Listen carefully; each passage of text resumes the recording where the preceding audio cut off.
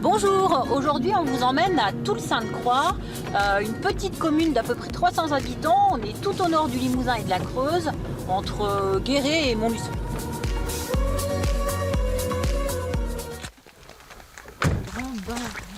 Bonjour. Vous allez bien? Bah oui, enchanté, merci de nous accueillir.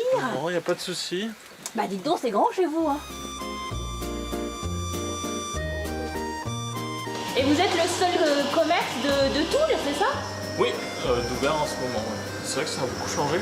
Apparemment, avant, il y a Toul-Sainte-Croix, juste à la ville de Toul-Sainte-Croix, il y avait 5 bars. Maintenant, Vous êtes les seuls. on est les seuls.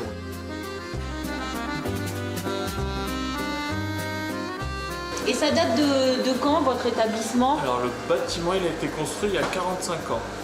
Il était très connu à l'époque, pendant un moment, ça avait fait dancing. Et donc, tous les gens de la région venaient ici pour faire la fête quand ils étaient petits. Donc, souvent, les gens, ils nous en parlent. Quand on était venus il y a 40 ans, vous n'étiez pas là, on dansait au sous-sol. Oh, une petite balade sous la pluie, là, ça va nous faire du bien, là. Ça va nous dégager les bronches. Avec un peu de chance, le matin, on peut voir des chevreuils.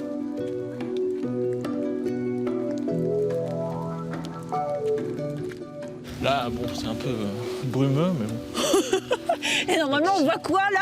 On voit des éoliennes, le château de Boussac, et loin dans la plaine, vu que c'est assez plat, donc on peut voir très loin. On peut voir presque le Puy-de-Dôme un peu plus loin à droite. Non, c'est vrai? Si, nous de notre terrasse, on peut voir le Puy-de-Dôme par exemple, quand il fait beau. Donc voilà, c'est la pierre la plus spectaculaire des pierres Jomard. Donc souvent les gens viennent ici pour faire comme s'ils la portaient, un peu comme la tour de Pise en Italie. Et dites-moi, Laurent, ça vient d'où le nom de pierre jaumâtre? Les pierres jaumâtres, ça vient du nom. Donc à l'époque, les gens ils disaient qu'il y avait des fées maléfiques qui étaient dans le coin. On les appelait les fées aumâtres. Et du coup, ils ont pris le nom des pierres venant des fées. Mais pourquoi je n'ai pas pris mes bottes aujourd'hui? Ça aurait été super, la neige. Bon, marquez la flotte, c'est bon pour la mousse, hein. Ça date de quand, ça? Le lavoir, il est du milieu 19e, deuxième partie du 19e siècle à peu près. Ouais. La première année, on a tout vidé, pris les côtes et on a commencé à démonter les années suivantes. Et là, ça fait 3-4 ans qu'on remonte. On le reproduit exactement comme il était. Comment ça se fait qu'il c'était aussi large? Parce qu'en fait, il faut imaginer un mur intérieur, un mur extérieur et au milieu une bande d'argile en fait. Ah, pour isoler, éviter qu'il y ait des infiltrations. Ouais, c'est ça, étanchéifié. Ouais. Bien sûr.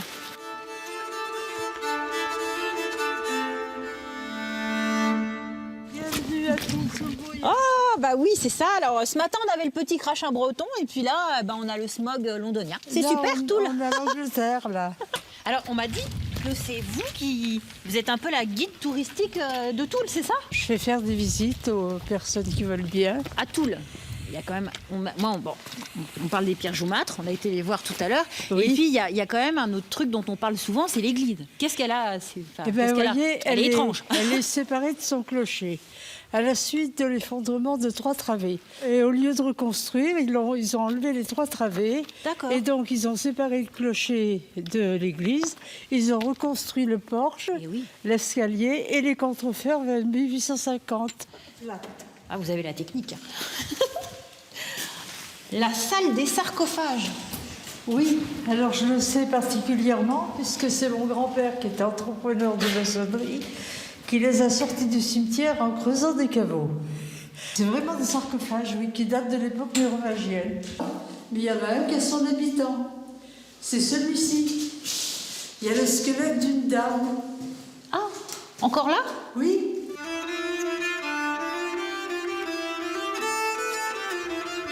Alors dites-moi, Janine, c'est quoi cette tour? Alors c'est une tour d'orientation. Elle a été construite en 1932. Et elle servait que pour attirer les touristes, c'est ça? C'est tout. Parce que ce prêtre s'était rendu compte du panorama, malheureusement pas aujourd'hui, du panorama sur 360 degrés, où l'on découvre 7 départements.